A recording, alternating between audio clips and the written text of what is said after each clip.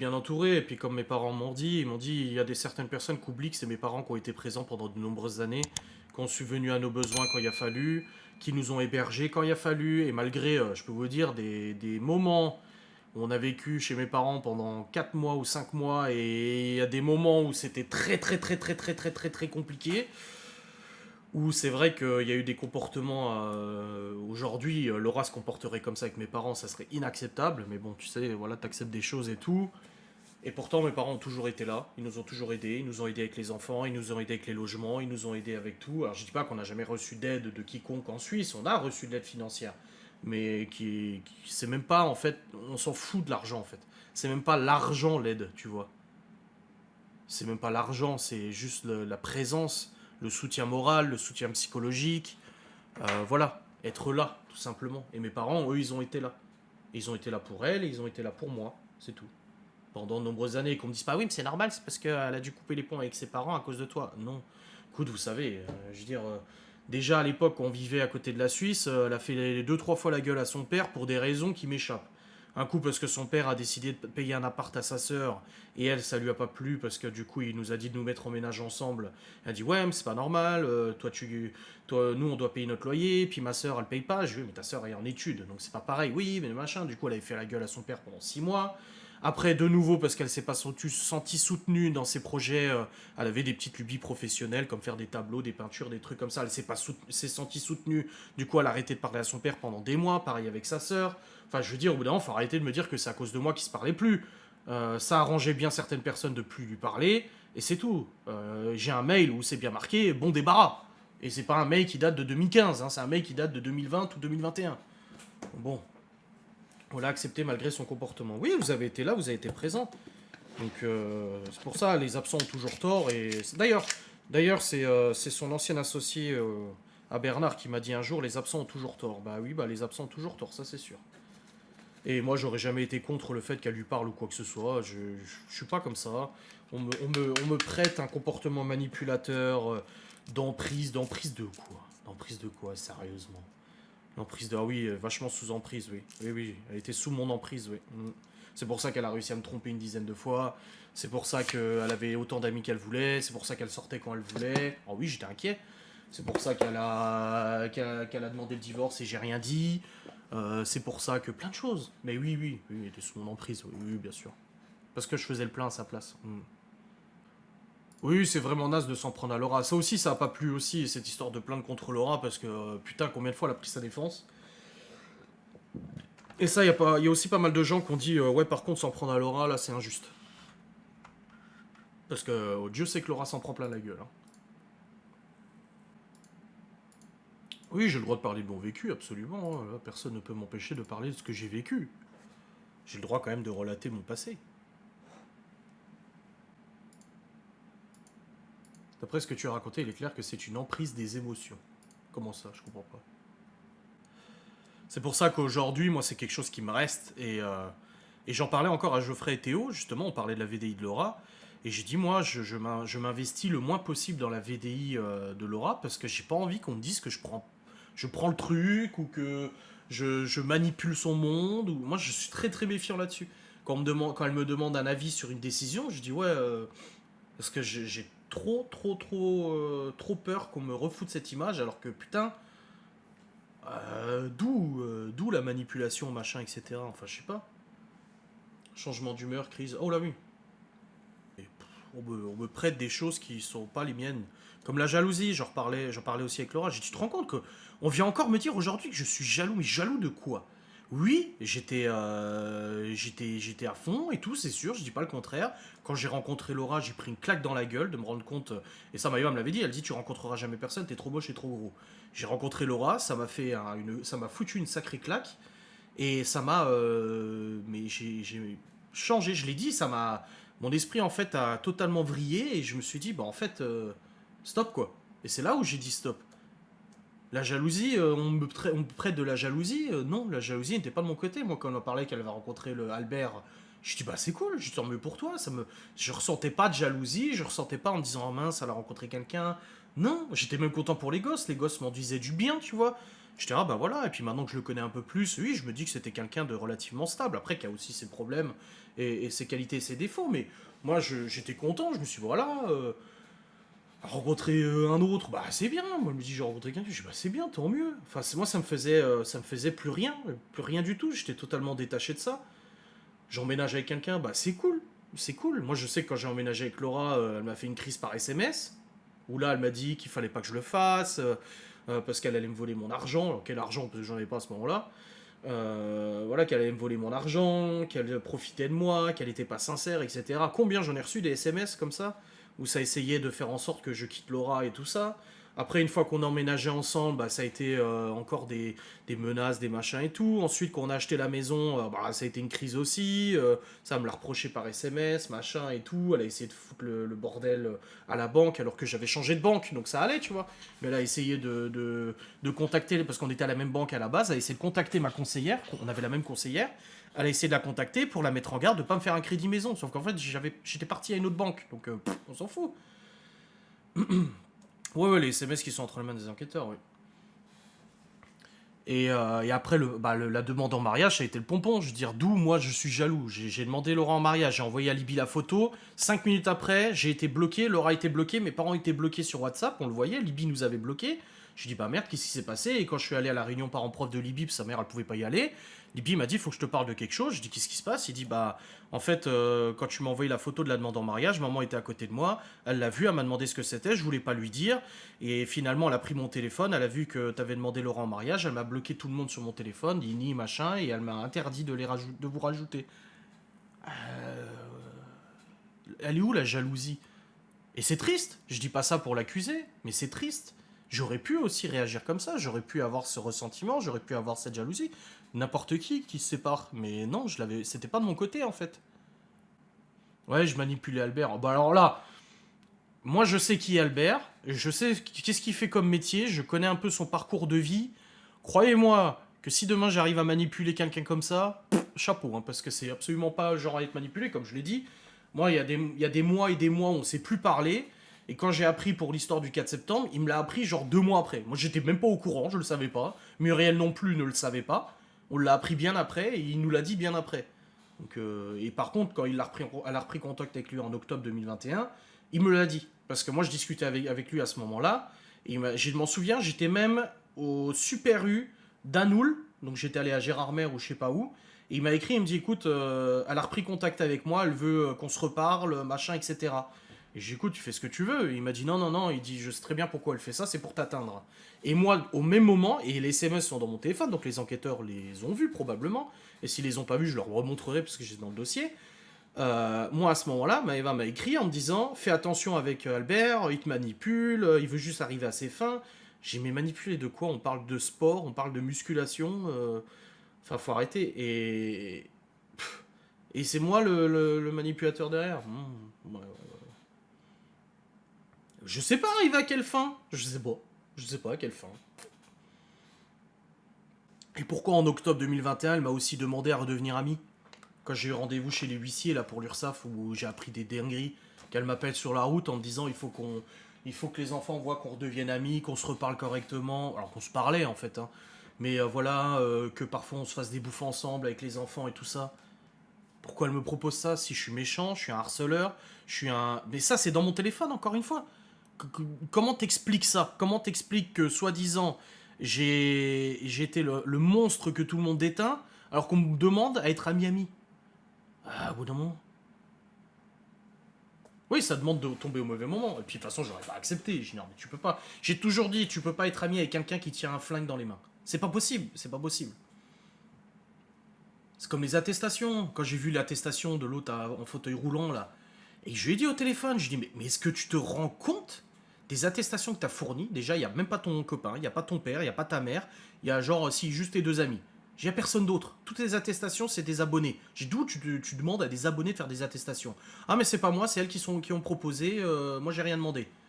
Et après, je dis, mais est-ce que tu te rends compte, quand même, ce qu'il y a dans l'attestation de ta copine là? Et elle me dit, ah oui, mais tu sais, c'est elle qui dit ça, moi j'y suis pour rien, j'ai pas écrit à sa place et tout. Je lui dis, mais comment t'as pu donner ça à ton avocate? De toute façon, on s'en fout, les attestations avaient déjà été mises de côté. Mais je voulais qu'elle se rende compte. J'ai dit, comment tu peux accepter que dans une attestation, il soit marqué des balivernes pareilles? J'ai dit que je nourris pas les enfants, que le directeur d'école m'a appelé pour m'obliger à nourrir les enfants au petit-déj. Mais on m'a jamais dit ça. J'ai dit, le directeur m'a jamais appelé pour me... Oui, bah elle a peut-être mal compris et tout ça. Je dis, mais t'as quand même accepté de mettre cette attestation. Alors qu'il n'y a que des mensonges et que je vais porter plainte contre cette personne. Je dis, j'ai porté... Il y a plusieurs plaintes qui ont été déposées contre elle. J'ai dit, je vais porter plainte pour cette attestation mensongère. Et elle me dit, ah oui, mais moi je suis pas responsable de ça, c'est pas moi qui ai écrit les attestations à leur place, ils le font en leur âme et conscience. Ah, j'ai dit, bah sympa. Elle a mis ses abonnés dans la sauce, parce que tous ses abonnés, il y a des plaintes qui ont été déposées contre chacun, ils vont devoir rendre des comptes. Alors oui, la justice est longue, mais ils vont devoir rendre des comptes. Tu peux pas te permettre de faire des attestations comme ça, je suis désolé au bout d'un moment. C'est grave. Ouais, tout le monde est malhonnête. En leur âme et conscience avec confidence. Bah oui.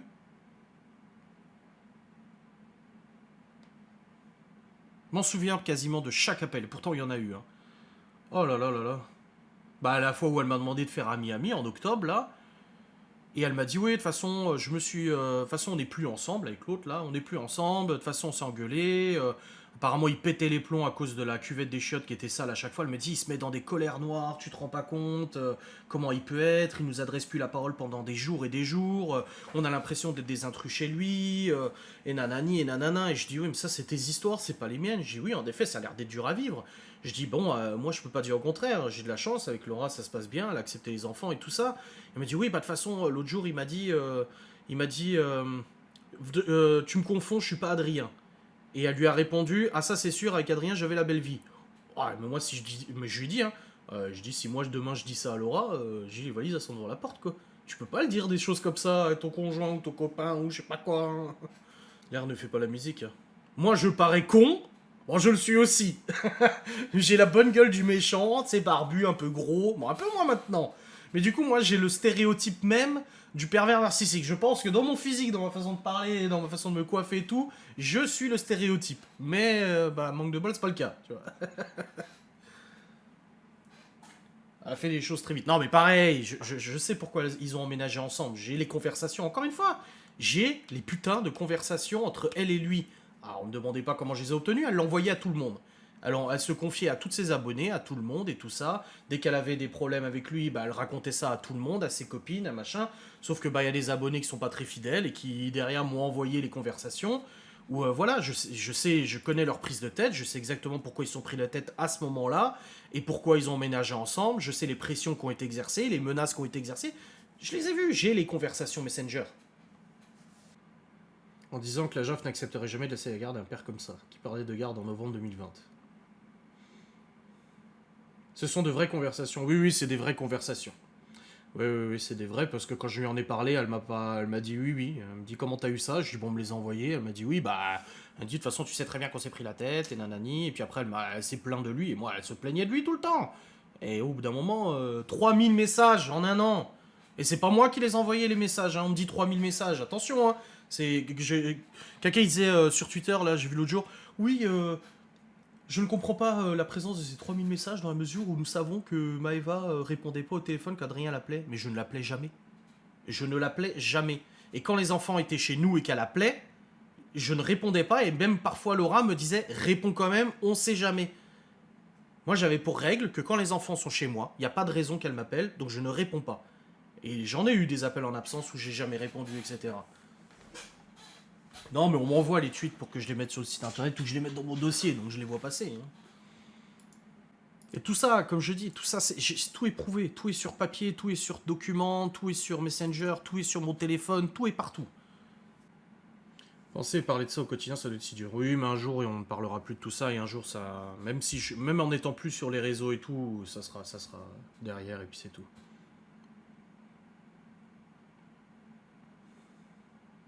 Mais oui, c'est un gros bordel, c'est clair. On te le reprochait d'ailleurs à l'époque. Qu'est-ce qu'on me reprochait?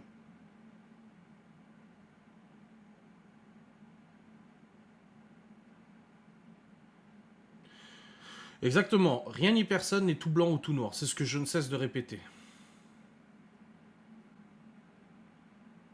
Après, voilà, comme les enfants, bah, ils grandissent avec ce traumatisme, la perte de leur maman. On essaie de faire en sorte de gérer ça le mieux possible. Libby nous en parlait l'autre jour.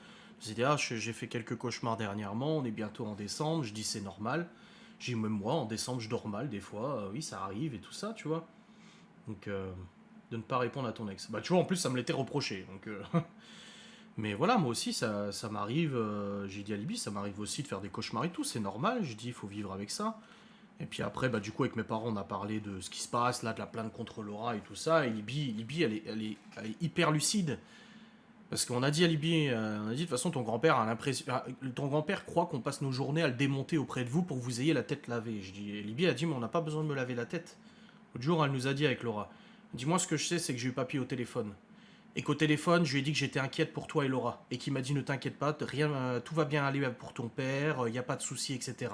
Ça, c'était 2 jours ou 3 jours après le décès. Elle dit, il m'a fait une promesse. Il m'a dit, je te promets que tout se passera bien pour ton père. Elle dit, aujourd'hui, il veut te mettre en prison. Il dit, il m'a menti. Et les enfants, pareil. Oui, il nous avait dit qu'il nous prendrait en Suisse, il nous avait promis, et machin, et machin. En fait, ce qu'il se rend pas compte, c'est que c'est pas nos propos qui font que les enfants se sont fait une opinion, c'est son comportement qui fait que les enfants se sont fait une opinion. C'est tout. Rien de plus, rien de moins.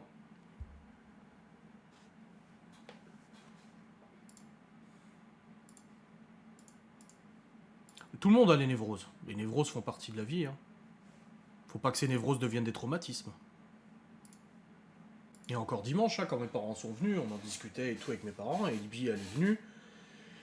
Et on parlait de ça, que voilà, j'étais le grand méchant de l'histoire, que tout le monde voulait me mettre en tôle, que j'avais poussé sa maman au suicide et tout. Et elle a dit, mais un jour, est-ce qu'on va m'auditionner? Elle a dit, est-ce qu'un jour, la juge va m'écouter? Elle dit, parce que moi, des choses, j'en ai à dire. Elle a dit, j'en ai beaucoup à dire et je pense que ça ferait du bien de le dire. Et je dis, pour l'instant, on ne sait pas. Je dis, on verra bien comment ça évolue. Peut-être que oui, tu seras entendu ou autre. Et on lui a dit, avec mon père, on lui a dit, l'important, c'est que tu dises la vérité. C'est tout. T'as pas besoin de défendre l'un ou l'autre, juste dire la vérité. Et je lui ai dit à Libby, j'ai dit, tu sais très bien que bah oui, j'ai pas été cool avec ta mère, je l'ai attaqué sur les réseaux sociaux, qu'elle l'a fait aussi envers moi, qu'elle a manigancé sur les réseaux sociaux envers moi aussi, qu'on était dans une guerre de toute façon tous les deux.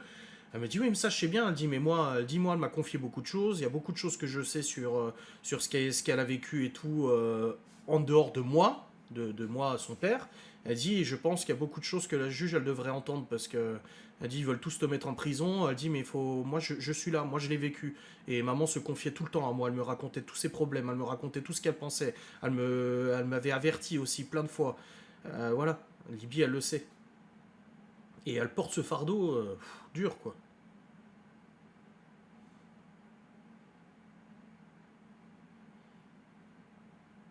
Libye, elle a presque 14 ans. Hein. Ces choses-là, on peut en discuter avec elle et elle-même veut en discuter de toute façon.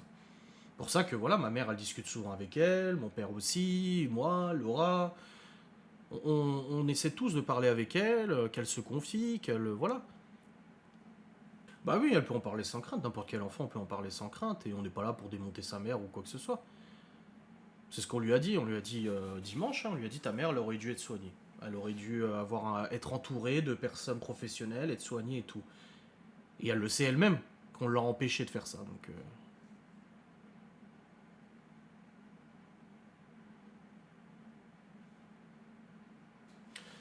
Ma foi. On essaie de faire comme on peut, hein, de toute façon. Hein. Non, tout va bien et c'est ta faute. Oui, voilà, c'est ça. Tout est de ma faute. Je suis le responsable de tout. Et Laura aussi, du coup, maintenant. Inévitablement, Laura aussi est responsable de tout.